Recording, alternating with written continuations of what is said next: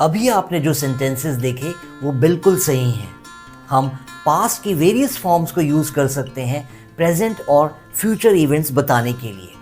आपको सुनने में शायद ये अजीब लगे, लेकिन ये सही है। इस लेसन में मैं आपके साथ 5 ऐसी सिचुएशंस शेयर करूंगा जहां पर हम पास्ट टेंस को यूज़ कर सकते हैं प्रेजेंट और फ्यूचर बताने के लिए। तो आइए शुरुआत करते हैं। जब कभी हम कोई प्लान बनाते हैं जो एक इंटेंशन है और हम श्योर नहीं हैं कि उस प्लान को हम करेंगे या नहीं, ऐसे अनश्योर और टेंटेटिव प्लान्स को बताने के लिए हम पास्ट कंटिन्यूअस टेंस का इस्तेमाल कर सकते हैं। आइए कुछ एग्जाम्पल से इसको समझते हैं। I was planning to throw a party next week. We were thinking of making you the new manager. We were hoping to leave early in the evening. आइए अब इन सेंटेंसेस को हम प्रेजेंट कॉन्टिन्यूअस टेंस में बना लेते हैं। I am planning to throw a party next week. We are thinking of making you the new manager. We are hoping to leave early in the evening. In example से clear है, जब हम past continuous tense में अपने future plans के बारे में बात करते हैं तो वो लेस डेफिनेट नज़र आते हैं, लेकिन जब हम इन्हीं प्लान्स को प्रेजेंट कंटिन्यूअस टेंस में मेंशन करते हैं तो यहाँ पर कॉन्फिडेंस भी नज़र आता है और लगता है कि ये प्लान होकर रहेंगे। नम्र या फिर पोलाइट साउंड करने के लिए भी हम पास्ट टेंस का इस्तेमाल कर सकते हैं। जब कभी हम किसी को डायरेक्टली रिक्वेस्ट करते हैं या फिर कमांड देते हैं या फिर कोई इंक्वायरी करते हैं, डायरेक्टली बोलने से हम रूड या फिर एग्रेसिव साउंड कर सकते हैं। ऐसे में अगर हम इसी चीज़ को पास्ट कंटिन्यूअस फॉर्म के साथ यूज़ करें तो हम एक लेयर ऑफ पोलाइटनेस को ऐड करते हैं अपनी कम्युनिकेशन में और थोड़े हेजिटेंट टोन को ऐड करते हुए अपनी कम्युनिकेशन को पोलाइट बना देते हैं। आइए एग्जाम्पल्स देखते हैं जिससे हमें ये बात समझ आ सके। I wanted to ask you a favor. I was wondering if it was the best time to talk to you. I was wondering if you were free in the evening. Would you mind closing the door? आइए अब इन्हीं polite या नम्र request को हम direct way में बोलकर देखते हैं। I want to ask you a favor. Do you have a minute to talk to me? Are you free in the evening? Will you close the door? आप अंदाज़ा लगा सकते हैं कि जब हम पास्ट टेंस का इस्तेमाल करते हैं तो हमारी रिक्वेस्ट इनडायरेक्ट और पोलाइट हो जाती हैं, लेकिन जब हम इन्हीं रिक्वेस्ट को प्रेजेंट या फ्यूचर टेंस में बोलते हैं तो वो डायरेक्ट हो जाती हैं, जो सुनने में ऑड लग सकती हैं।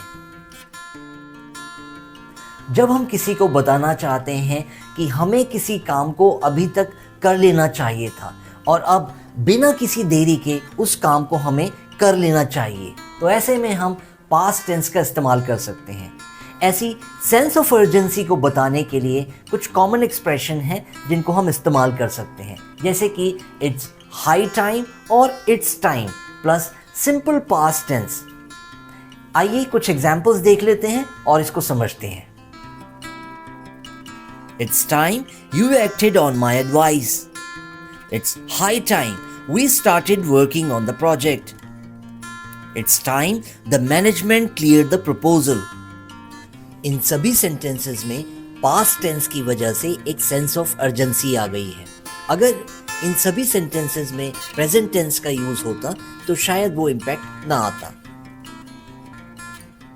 प्रेजेंट और फ्यूचर की इमेजिनरी और अनरियल सिचुएशंस के बारे में बात करने के लिए हम पास्ट टेंस का इस्तेमाल कर सकते हैं। जब कभी हम एक सिचुएशन को इमेजिन करते हैं तो हम अपने सेंटेंसेस फ्रेजेस आई विश या फिर इफ ओनली के साथ बना सकते हैं। आइए कुछ एग्जाम्पल्स देख लेते हैं। I wish I had more money right now. I would buy that house. If only we had holidays next week, we would go skiing. I wish you knew how to repair a car.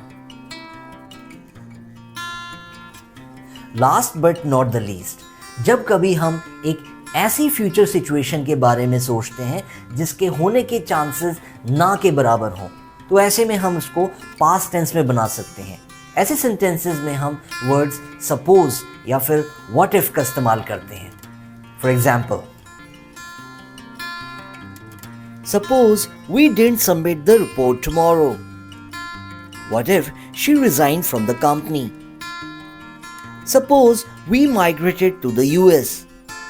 आइए अब इन्हीं sentences को हम present tense में बना लेते हैं। आप देखेंगे कि प्रेजेंट टेंस से किसी इवेंट के होने की संभावना बढ़ जाती है। Suppose we don't submit the report tomorrow. What if she resigns from the company. Suppose we migrate to the US. So friends, ये थी वो 5 सिचुएशंस जहां पर आप वेरियस पास्ट फॉर्म्स को यूज कर सकते हैं प्रेजेंट एंड फ्यूचर टाइम्स को बताने के लिए। अगर आपको इस लेसन की पीडीएफ चाहिए तो आप Enliven इंग्लिश ऐप को डाउनलोड कीजिए। यहाँ पर आपको वेरियस लेसन्स की पीडीएफ मिलेंगी और अनलिमिटेड एक्सेस मिलेगा ग्रामर नॉलेज को लेकर, जहाँ पर आप अपनी जितनी भी क्वेरीज हैं उनको क्लियर कर सकते हैं और ग्रामर क्विजेज टेस्ट के द्वारा अपनी नॉलेज को और एनहांस कर सकते हैं। मैं अगले लेसन में फिर हाजिर होऊंगा।